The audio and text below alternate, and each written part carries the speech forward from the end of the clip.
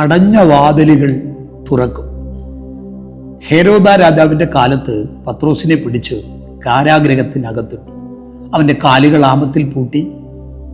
ആ കാരാഗ്രഹത്തിൽ പത്രോസ് കിടക്കുമ്പോൾ ദൈവത്തിൻ്റെ ദൂതൻ ആ കാരാഗ്രഹത്തിൽ ഇറങ്ങി പത്രോസിൻ്റെ വിലാപ്പുറത്ത് തട്ടി ചങ്ങല അഴിഞ്ഞുപോയി.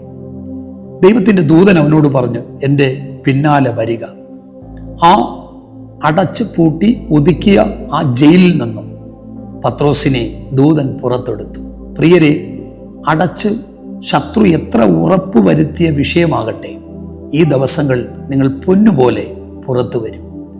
ഈ ദിവസങ്ങളിൽ പത്രോസിനെ പുറത്തു കൊണ്ടുവന്ന് പത്രോസിലൂടെയുള്ള തൻ്റെ മഹത്വമേറിയ ശുശ്രൂഷ വെളിപ്പെടുത്തിയതുപോലെ ഈ ദിവസങ്ങളിൽ സഹോദരങ്ങളെ, ദൈവം നിങ്ങളെ അടച്ച് എവിടെ ഒതുക്കുമെന്ന് പറയുന്നു, ആ കുരുക്കിൽ നിന്നും നിങ്ങളെ പുറത്തു കൊണ്ടുവന്ന് നിങ്ങളെ മാനിച്ച് നിങ്ങളെ അനുഗ്രഹത്തോടെ നടത്തുന്ന ഒരു നല്ല കർത്താവ് നിങ്ങളുടെ കൂടെയുണ്ട്.